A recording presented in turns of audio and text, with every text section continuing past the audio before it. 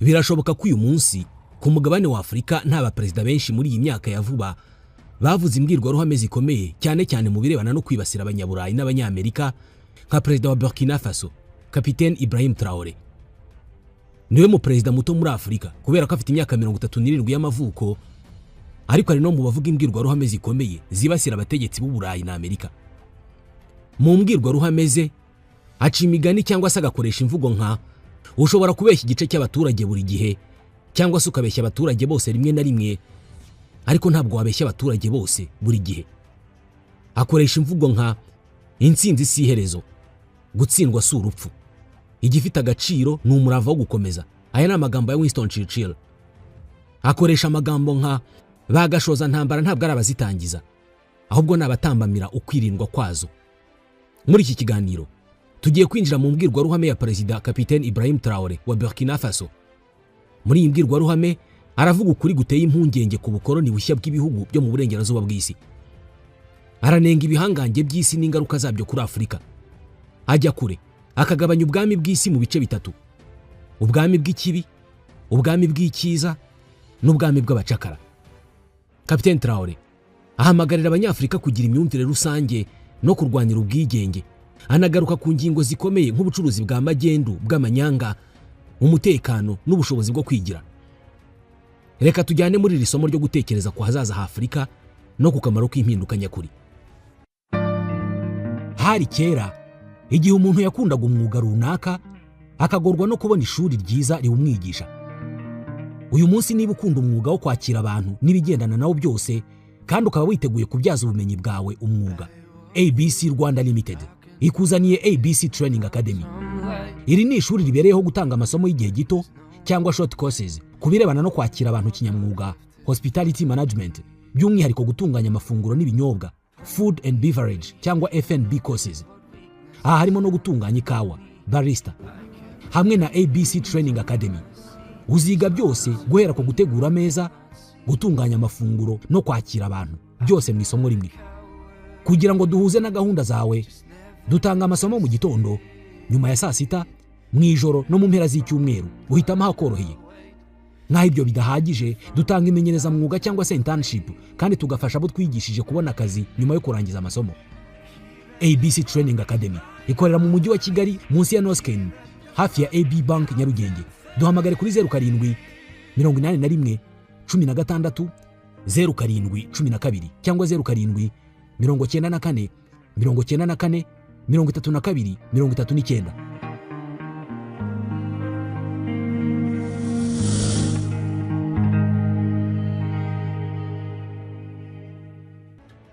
Camarades, Dieu a créé le monde avec tout ce qu'il y a comme bonheur, comme malheur, comme bien, comme mal, les humains, les génies, les animaux et tout ce qui va avec. Bagenzi banjye barwana shyaka, Imana yaremye isi n'ibiriho byose birimo ibyishimo, ibibazo, ibyiza, ibibi, abantu, intiti, inyamaswa n'ibindi byose biyiriho. Ariko twebwe abantu twahisemo guhindura iyi si ikindi kintu. Ku bakoroni n'abambari babo bafite imyumvire yabo yihariye y'isi, niyo ngiye kubasobanurira. Kuri bo isi bayifata nka mpande eshatu, triangle. Muzasanga mpande eshatu mu bimenyetso byabo byinshi. Wenda ntimubisobanukirwa, ariko kuri bo isi bayifata nka mpande eshatu. Ku gasongero k'iyo mpande eshatu hariho ubwami bw'icyiza, kandi ubwami bw'icyiza nibo bakwiye iterambere, nibo bakwiye ibyiza byose, nibo bakwiye uburenganzira ku byishimo byose byo kuri iyi si, nibo bemerewe ubutunzi bwose, nibo bafite ububasha bwo gutegeka uko isi ikwiye kuba imeze, nibo bagena uko abantu bakwiye kubaho, bagashyiraho amahame yabo. Niyo mpamvu mu gihe cy'ubukoroni cyangwa se mu gikorwa cyabo cyo kwigarurira isi, bageraga ku butaka bwacu bakavuga ngo barabuvumbuye, kandi bahadusanze twarahavukiye. Kuri bo twebwe turi inyamaswa, ntabwo turi abantu, ntacyo dufite nkabo. Batwitaga basangwa butaka, les indigènes, ariko bo bakiyita abantu. Uburenganzira bwose ni ubwabo, kandi kuri bo isi igomba kugendera ku mabwiriza yabo. Biroroshye kubyumva. Reka mbaho urugero. Uzareba amafilime yabo, bashyizeho gahunda yo gukwirakwiza imitekerereze yabo kugira ngo bimenyekane ko ari bo beza kurusha abandi. Nibo bagomba kugira byose, ntushobora kubihakana.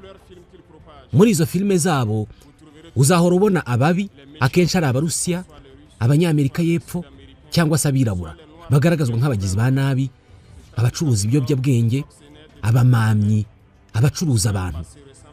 Muzabona Abarabu bagaragazwa nk'abaterabwoba. Uko niko babona isi. Niyo ufashe urugero rw'ubukungu, ni bangahe muri twe batitaga ibicuruzwa by'Abashinwa ngo ni ibintu bibi kandi bidakomeye, bya fake, bikoze nabi? Uko niko twajyaga tubivuga. Ariko uyu munsi ndababwira ko twibeshyaga rwose, kubera ko Ubushinwa bufite ikoranabuhanga rigezweho ku rwego rwo hejuru. Kandi niho ibihugu byinshi bijya kugura ibicuruzwa maze bikabishyiraho ibirango byabyo, hanyuma bikabitugurisha nk'ahari ibyabo bwite. Mushobora kubyiboneraho muri hose. Abashoramari bacu bakora mu bwubatsi ntabwo bashobora kubihakana. Ibikoresho byabo byose muri iki gihe biva mu Bushinwa. Abakora ubwikorezi nabo nuko. Bari baratubeshye.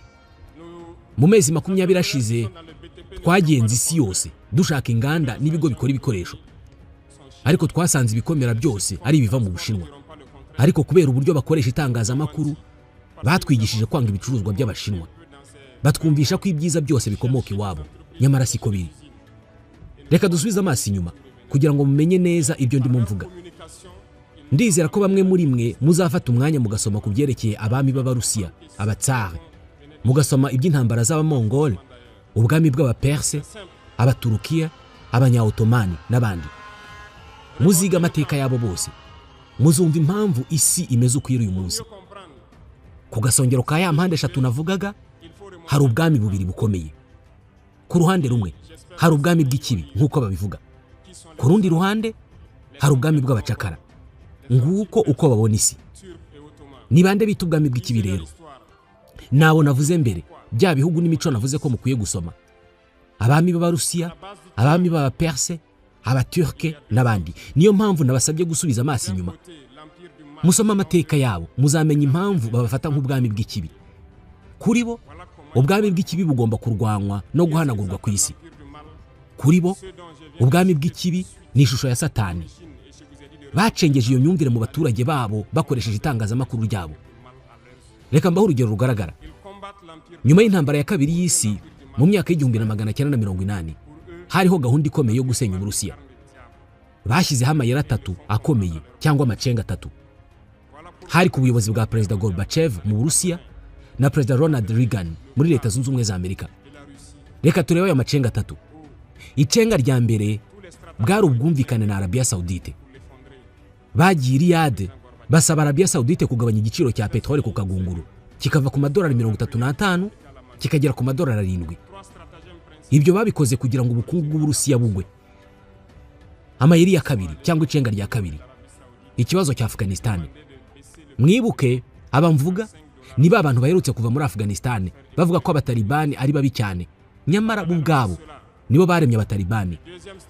Perezida Ronald Reagan ubwe yakiriye abatalibani muri White House. CIA yabahaye intwaro harimo na za missile Stinger solaire kugira ngo barwanye Abarusiya muri Afghanistan.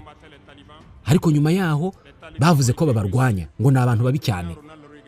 Icenga rya gatatu, Star Wars, ikinyoma gikomeye cyane. Iri cenga rya gatatu ryari projet IDS, Initiative de Défense Stratégique, izwi nka Star Wars. Muzige neza ayo mateka, muzamenye uko bashutse Perezida Gorbachev ngo atangize projet Paulus yahitanye burundu Uburusiya bwariho icyo gihe. Ubwo Uburusiya bwari bumaze kugwa, abo biyita ubwami bw'icyiza batangiye kwigarurira isi yose. Gusa haje kuzamuka Vladimir Putin n'itsinda rye, bagerageza kuzamura Uburusiya. Reba uko Iran imeze uyu munsi, yafatiwe ibihano byose bishoboka. Reba uko bafata ibindi bihugu, bakoresheje itangazamakuru bashobora gutuma ukunda cyangwa se ukanga igihugu runaka. N'abahanga mu itangazamakuru bakoresha inzira zose zishoboka kugira ngo bagene uko isi ibona ibintu. Reba intambara zibasiye isi yose uyu munsi, bahanze byose ku nyungu zabo bwite. Reka tuvuge ku bwami bw'abacakara.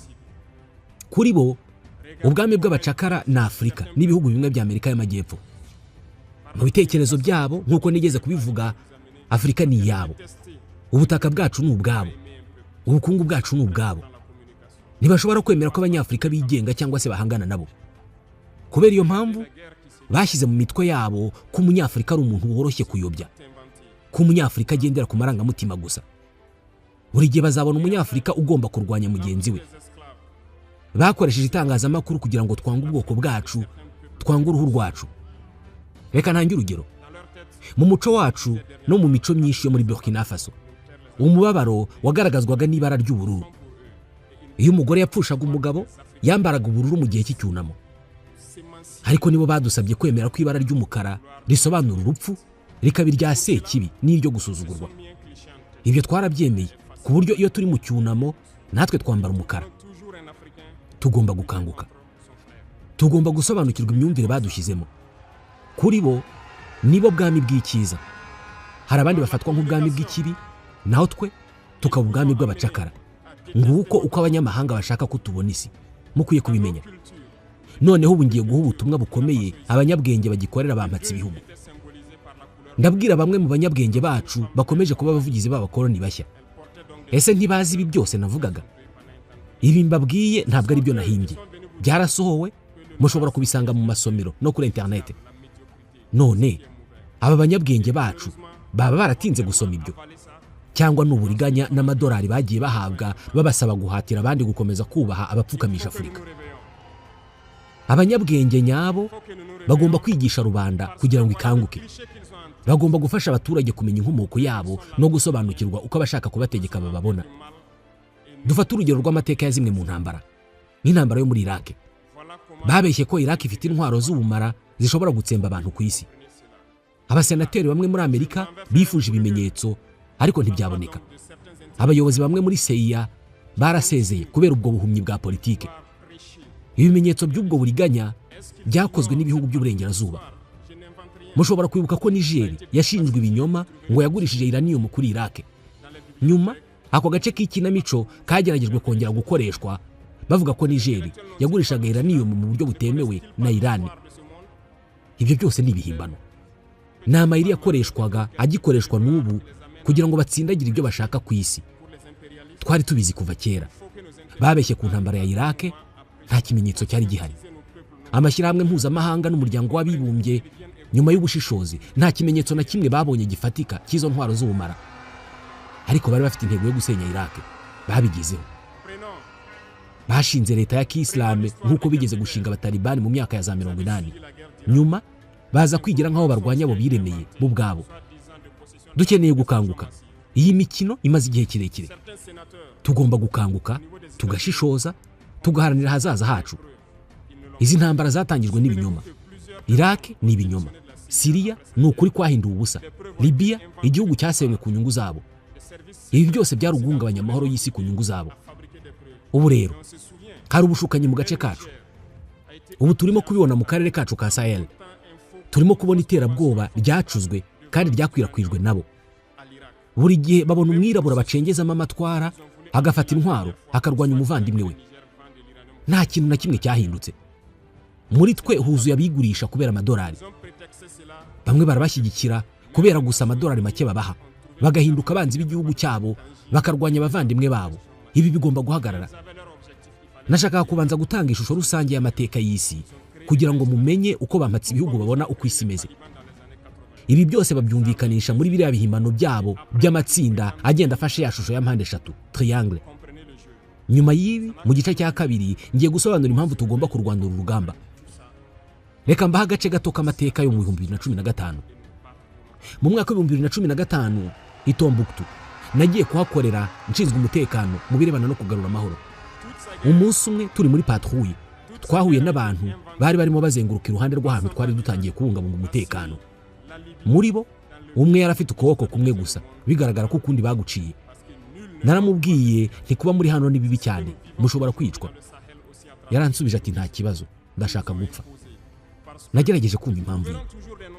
Muri abo bantu bose hari abari bafite ibibazo byo mu mutwe, hari n'abandi bari bameze nk'abantu basanzwe, ariko bose bashakaga gupfa kubera ibyo bari baranyuzemo mu gihe cy'iterabwoba.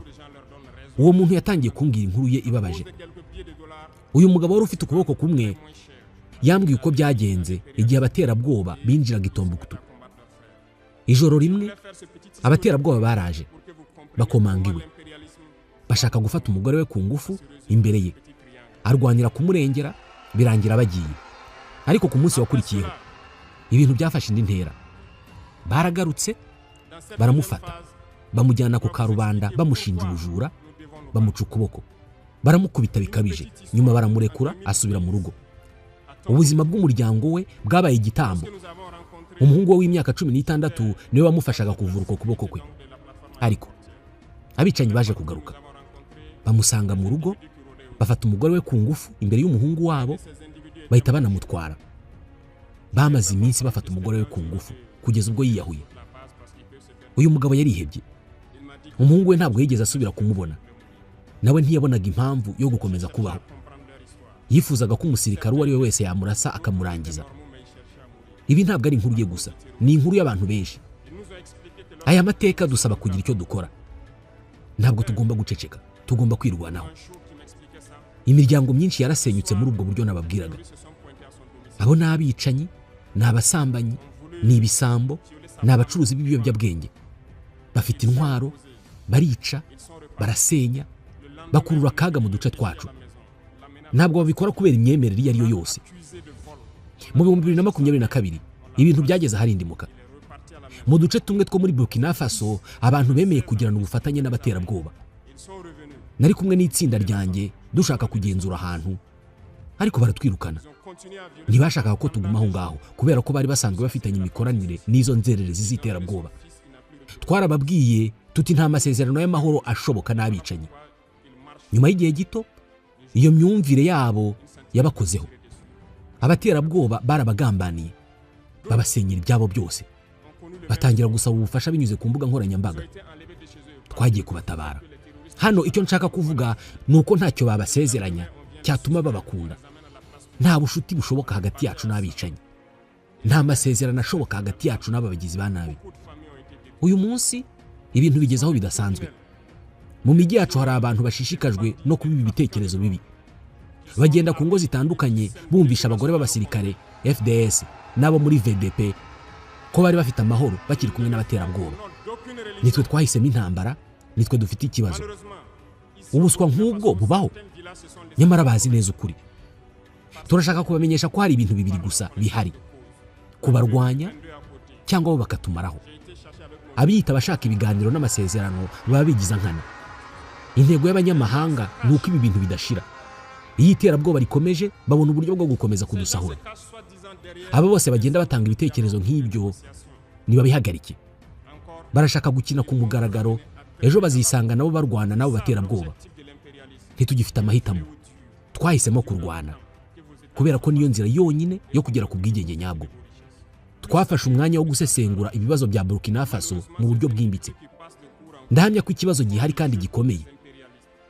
Ububi bwacyo buragaragara neza. Twaragisesenguye kandi turacyakomeza kugisesengura. Hari byinshi byamaze kumenyekana, ariko haracyari byinshi byo kuvumbura. Turabyumva neza. Mu myaka myinshi ishize iyi myumvire mibi yabaye nk'utunyangingo tw'imibiri yacu, ariko tugomba kubisiba burundu, tukubaka Burkina Faso nshya. Igihe kirageze. Ngiye gutanga umurongo mugari mu bice bimwe na bimwe by'ingenzi, ariko ntabwo tuzagaragaza byose ku mugaragaro. Kubera iki tutabigaragaza? Bamenye ibisobanuro byose, bagashyiraho inzitizi, bagakora ibishoboka byose ngo batubuze kugera ku ntego. Mu rwego rw'umutekano n'ingabo twahisemo ikintu kimwe: tuzarwana. Birashoboka ko muri iyi myaka ya vuba atari abayobozi benshi b'ibihugu bya Afurika bavuze imbwirwaruhame nk'izi zibasira Uburayi na Amerika. Mu biganiro byacu tuzakomeza kubagezaho imbwirwaruhame nk'izi. Et pouvoir construire un Burkina nouveau. Voilà pourquoi dans la troisième phase de mon propos, je m'en vais donc donner des lignes directrices.